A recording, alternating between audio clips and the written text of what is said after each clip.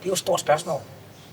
Mm-hmm. Der går mange ting igennem. Altså, lige i det her tilfælde har vi ikke rigtig haft en tekst, men ellers er det ligesom en tekst, man går ud fra og tænker på, hvordan vil du klæde de der karakterer i forhold til den der tekst, og i forhold til den der tid, det foregår i. Og jeg vil sige, at tiden for mig, den er vigtig, fordi hvis jeg skal forberede et look, eller en paryk, eller en make-up, så går jeg faktisk først ind og analyserer, hvilken periode er vi i, og har perioden nogle særkender. Og her er vi jo i 1914. En del af det er 1914. Jeg har også været lidt før og lidt senere. I 1920, der ændrer udtrykket sig fra, at man har opsat hår, til at man faktisk klipper håret kort. Jeg vil da også sige, at jeg synes, vi to, eller det vi laver hver især, det hænger jo også sammen. Og vi er gode til at spare med hinanden også, om hvordan man synes, det skal være. Ja, og det synes jeg altid make-up og kostyme har været gode til at spare hinanden. Altså hvis man er usikker på noget, så siger så skal man lige koordinere den der tid, som nu foregår i. Og jeg har det der, som jeg synes er typisk for den tid. Hvad siger du? Altså på den måde, at det mange gange det går op i en højere enhed, når vi laver noget, synes jeg. Ja, det er der. Det er vejret. Vejret er en meget vigtig faktor. Det kan være koldt, selvom man husker det der, eller man siger lune sommeraftener, så har vi ikke så mange lune sommeraftener i Danmark. Så kostymevejs skal man altid være parat til at give den noget varmt undertøj på. Eller hvis det er lidt regnvejr, altså så spiller man jo ikke. Men derfor kan det godt være sådan lidt chili. Eller det kan være... Ja, der er nogle faktorer med hensyn til vejret. Og her er det her stykke, vi skal lave her til op i ved Jenle, der har jeg sagt til den, hvis det nu er dårligt vejr, så får I et sjæl, I kan tage på. Altså jeg vil sige, også vejret, og også sådan noget som regnvejr, bare støvregn, der kan man jo sagtens spille. Ja. Men hvis man har en paryk på, og det støvregner, så falder frisyren sammen. Det ville den jo også gøre, hvis personerne havde levet i virkeligheden og færdedes udenfor.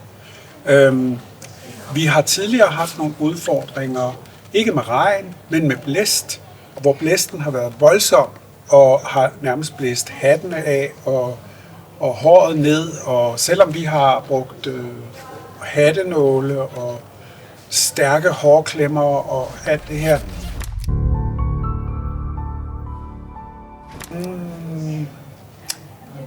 jeg tror, det har været Camilla. Fordi Camillas frisyre er nok den, der har krævet mest sådan tilvænning. Og også fordi jeg arbejder med noget spray, som skal forestille at give håret nogle grå reflekser i, så hun får en lille smule mere sådan elle ind i sit look. Alle går jo meget op i, hvad de skal have på, fordi det betyder meget for karakteren. Altså, de har jo en fornemmelse af, nu kan man sige, at vi mangler stadigvæk manus på den her, men skuespillere har jo en fornemmelse af, hvad det er for en rolle, de skal spille.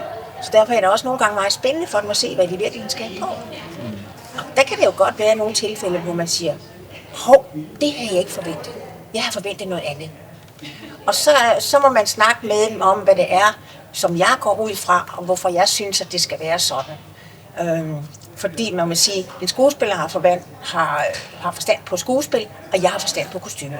Så derfor sætter jeg mig ind i det, jeg er nødt til at sætte ind i, for at skabe en karakter. Ligesom de sætter sig ind i en karakter, de skal spille. Så derfor mødes vi så på den måde, og får det til at gå op i en højere enhed.